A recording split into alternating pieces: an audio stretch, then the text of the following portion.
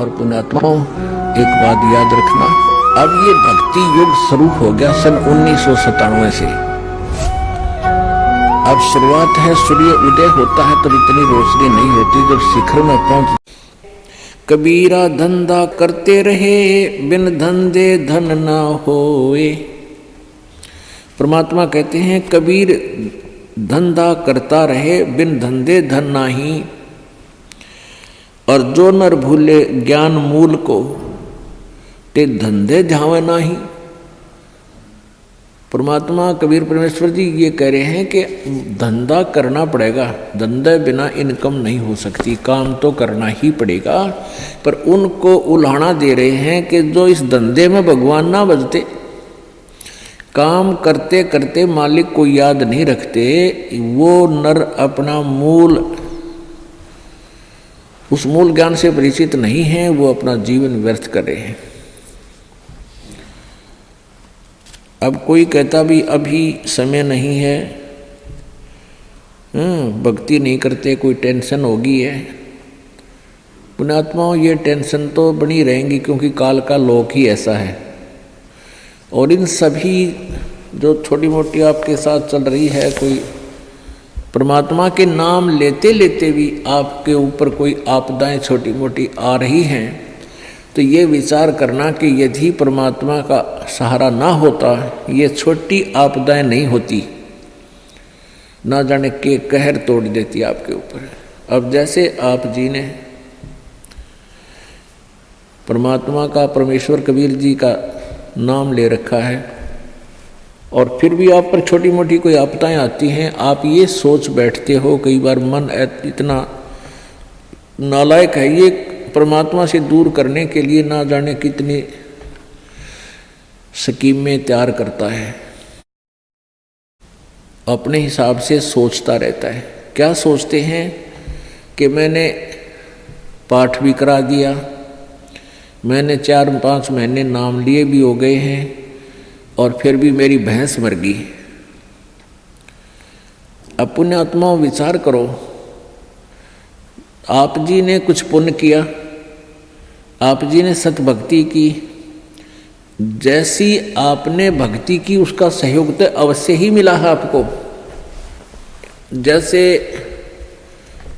सर्दी बहुत है और उस सर्दी के अंदर आप जी ने स्वेटर पहन रखी है, और स्वेटर पहनने के बाद भी आपके हाथ पैर ठिठुर रहे हैं, आपको सर्दी लग रही है, तो कंबल ओढ़ना चाहिए।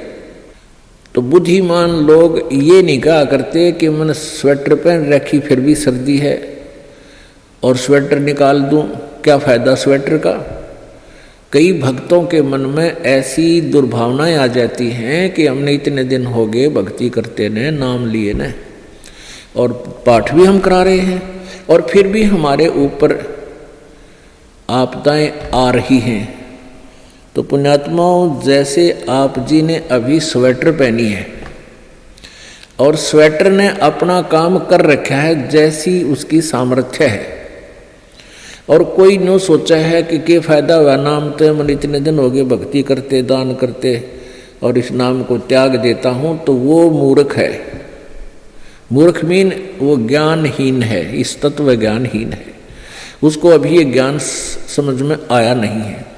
अब जैसे उस स्वेटर का जितना अपना प्रोटेक्शन करने का था वो प्रोटेक्शन उसने कर रखा है, लेकिन सर्दी ज़्यादा है, उसके लिए स्वेटर पहन, वो जर्सी पहन, और जर्सी से भी सर्दी नहीं लग रही है तो उसके ऊपर का कंबल या चादर मोटी ओढ़। ये नहीं कि सर्दी लग रही है तो इस स्वेटर न निकाल दूँ, जर्सी पहन ली, इससे भी सर्दी लग रही है इसको भी फेंक दूँ, तो उससे तो सर्दी आपकी जान ले लेगी। तो ऐसे ही आप जी जितनी भी भक्ति कर रहे हो अभी तक, उसका सहयोग, उतना सहारा आप जी को अवश्य मिला हुआ है। तो ये सोच लेना चाहिए कि आप जी के कर्मों की यह सर्दी बहुत ज़्यादा है, अत्यधिक है। आप जी भक्ति भी कर रहे हो, नियमित रह रहे हो, और दान धर्म भी कर रहे हो, और फिर भी आपके ऊपर आपदाएं हैं, तो आप जी की ये कर्मों की सर्दी बड़ी भयंकर थी। अगर आपने प्रोटेक्शन ना कर रखा होता, परमात्मा की शरण में नहीं होते, तो आपकी जान चली जाती, परिवार में भी बहुत हानि हो जाती। अब तो एक भैंस मरने से ही काम चल गया, भैंस तो और 20 दे भगवान, अगर आपकी भक्ति ठीक रही तो इस प्रकार आप जी ने अपने तत्व ज्ञान को संभाल कर रखना है, इस पर असर करना है, अमल करना है, और इसके आधार से अपने इस भक्ति मार्ग पर लगा रहना है। अब कई भक्त कहते हैं जी हमें, मेरे 3 दिन मंत्र ना जपा, मैंने 4-5 दिन मैंने नाम नहीं जपा। क्यों नहीं जपा? कि टेंशन हो गई थी। अरे भले आदमी टेंशन तो हो जा, खैर टेंशन भी हो जा, लेकिन भगवान की भक्ति भी अपना करता रहे, दुखी सुखी हो गए। उस टेंशन को भी पड़ी रहेगी, लेकिन मंत्र भी थोड़ा बहुत कर लेना चाहिए, छोड़ना नहीं चाहिए। अब ये तो मंत्र इस काल ने तो इतनी टेंशन कर रखी है इस प्राणी के साथ में, गिनती है को ना। घर में को वासनी हो जाए तो टेंशन, और छोटे मोटे व्यवसाय में 100 घाटे बाधे हों उसमें टेंशन, पता नहीं कितने प्रकार की समस्याएं हमारे जान में डाल रखी हैं काल ने। काल का ये उद्देश्य है कि ये भक्ति ना करें। जब इनको मनुष्य शरीर प्राप्त हो तब तो इनमें इतनी टेंशन भर दी या विकार भर दिए, कोई घुट्टी लावे, कोई जुआ खेले, कोई दारू पीवे, बीड़ी पीवे, सिगरेट पीवे, कोई 2 नंबर के काम में, कोई कोठी बनाने के काम में, यानी को इनको सबको ऐसा व्यस्त कर रखा है कि फुर्सत है कोई ना। और फिर अब ये है भक्ति का समय आ गया, अब ये भक्ति युग आ गया, भक्ति का काल आ गया, समय भक्ति काल, बिचली पीढ़ी आएगी। और इसमें काल ने कति पूरा अंगा ला दिया, ऐसे ये टेक्निकल जो ना ऐसे बना दिए इलेक्ट्रॉनिक इंस्ट्रूमेंट, जैसे mobile phone, TV, satellite, internet, कि ये जी जब भी आँख खुले रात ने, या तो मोबाइल में बकवास देख ले, या सामने टीवी रिमोट से ऑन, उठ कर भी ना जाना, रजाई में पड़ा पड़ा ऑन कर ले, उसमें नाचने गाने बकवास सुन ले। यानी भक्ति से कोसों दूर रहे ये प्राणी। अब इसने कितना कुछ, अभी 20-30 वर्ष से आप देख रहे हो कितना कुछ साइंस ने तरक्की कर दी, या काल गिवन है, इस काल ने दे रखी है।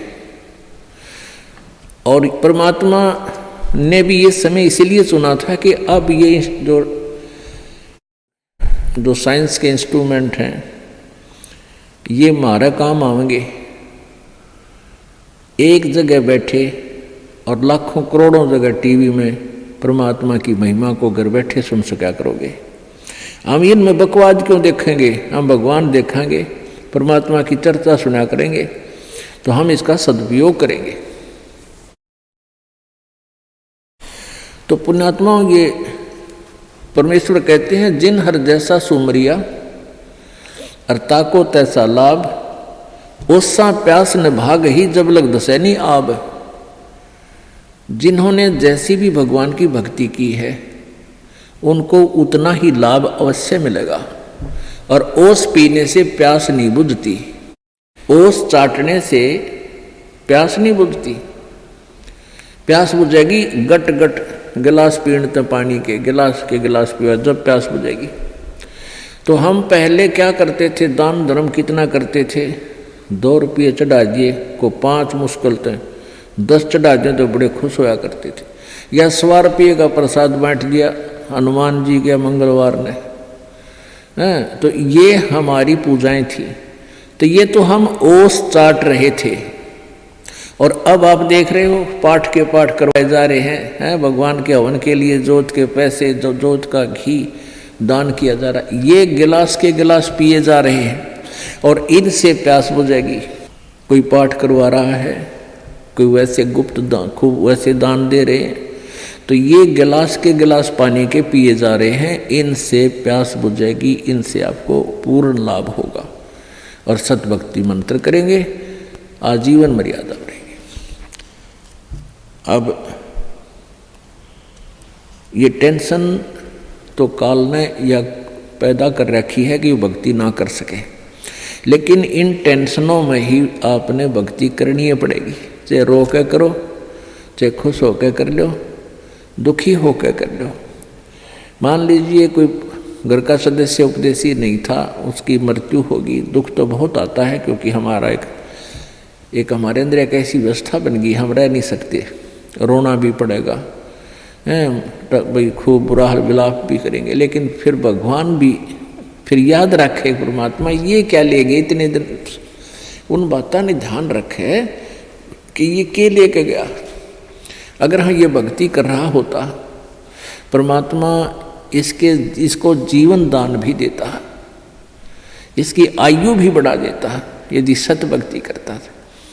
और ये लेके क्या गया, सारा जीवन बर्बाद कर गया। तो इस प्रकार इन सब विचारों को ध्यान में रख के, सब बातों को विचार करके और भजन जरूर करें। चाहे वो याद तो बहुत आते हैं, मृत्यु को प्राप्त हो जाते हैं जो साथी परिवारजन, लेकिन भगवान भी रो रो के मालिक ने भी याद रखे, मतलब भूला नहीं भगवान को। और भी कई प्रकार की टेंशन हो जाती है, किसी प्रकार की कई चिंताएं होती हैं, लेकिन चिंताएं तो हैं, चिंता भी नाम से ही समाप्त होंगी और परमात्मा की भक्ति तक करनी पड़ेगी, इन चिंताओं में करनी पड़ेगी। एक समय एक दरोगा जी जून के महीने में यानी गर्मी के मौसम में घोड़ी पर सवार होकर जा रहा था किसी दूसरे गांव में। रास्ते में किसान ने रहट जोड़ रखा था, रहट, हरहट। वो रहट क्या होता था कि उसमें एक पुली होती थी लोहे की, उस पुली के ऊपर के ऐसे एक चैन डाल दी जाती थी और उसको कोल्लू की तरह, एक कोल्लू आपने देखे हाथ के बैलों वाले कोल्लू, उस तरह कोल्लू की तरह बहल से चला जाता था और वो रहट का व्हील घूमता था वह पुड़ी, और उसके ऊपर चैन लगी होती थी। नीचे एक कुआं होता था, वो चैन इतनी लंबी होती थी कि कुएं के जल को छूती थी नीचे तक, और उसके बाल्टियां वेल्ड कर दी जाती थी चैन के ऊपर। और वो बैल से बैलों को चला जब घुमा जाता था कोल्लू की तरह, तो वो व्हील घूमता था, वो पुड़ी घूमती थी, वह चैन साथ में घूमती थी, और नीचे से पानी आकर के खेतों में डलता था और खाली बाल्टियां वापस चली जाती थी और भरी बाल्टियां चैन के साथ ऊपर आती थी, ऐसे चलती थी। तब वो पानी खेतों में सिंचाई के काम आता था।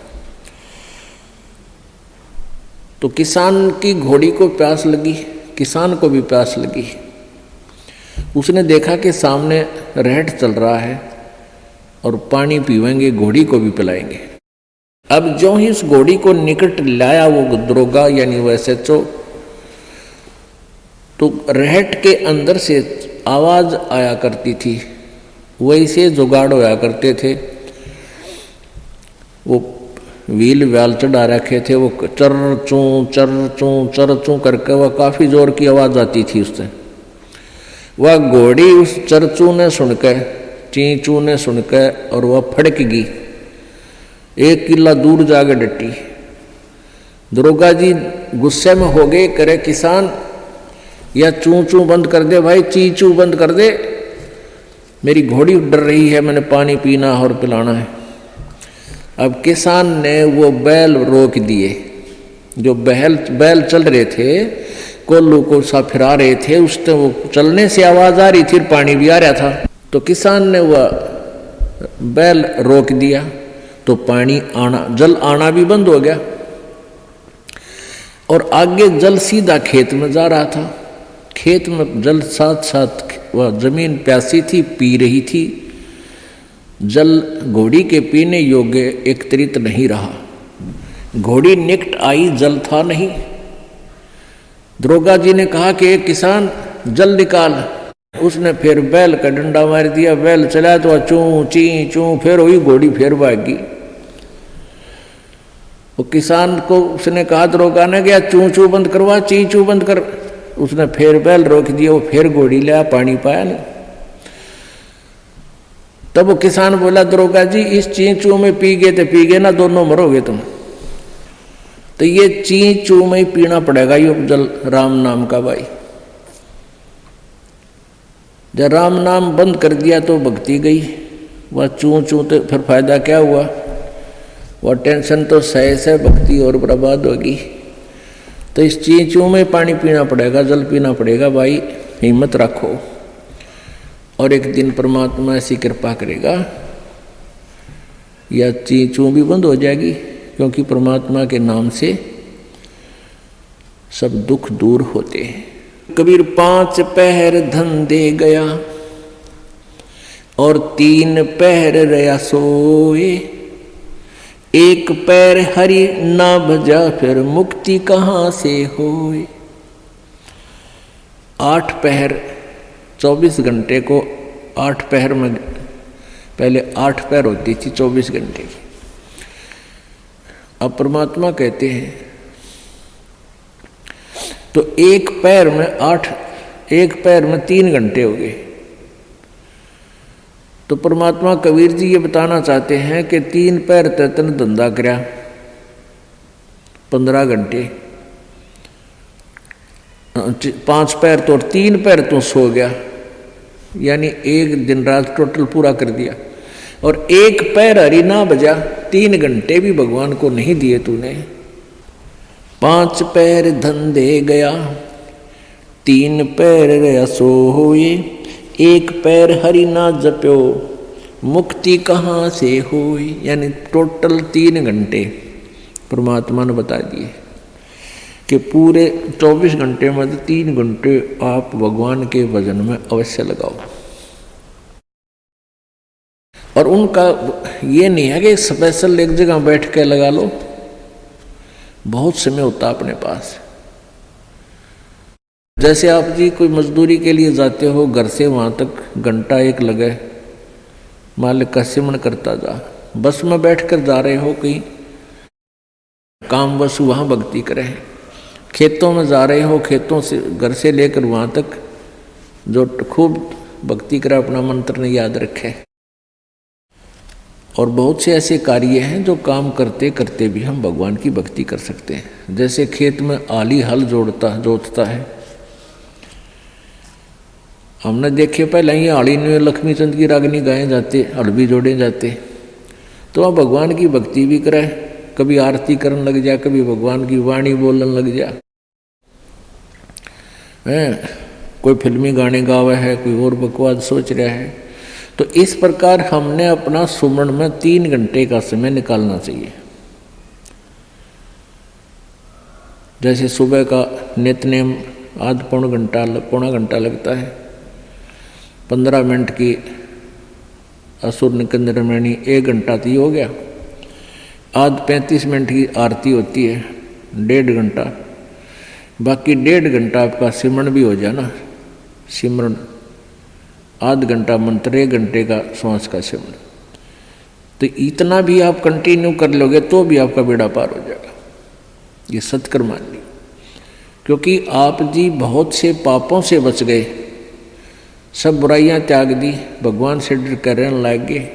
इच्छा कर मारे नहीं, बिन इच्छा मर जा, कह कबीर दास का पाप नहीं लगा। जैसे जब तक आप जी ने ये सतभक्ति नहीं ली, परमात्मा कबीर जी की साधना नहीं की करते, तो और उपासना जो करते हैं ब्रह्म तक, पर ब्रह्म तक, ब्रह्मा विष्णु महेश और दुर्गा तक, इसमें सभी जो पूजाएं करते हो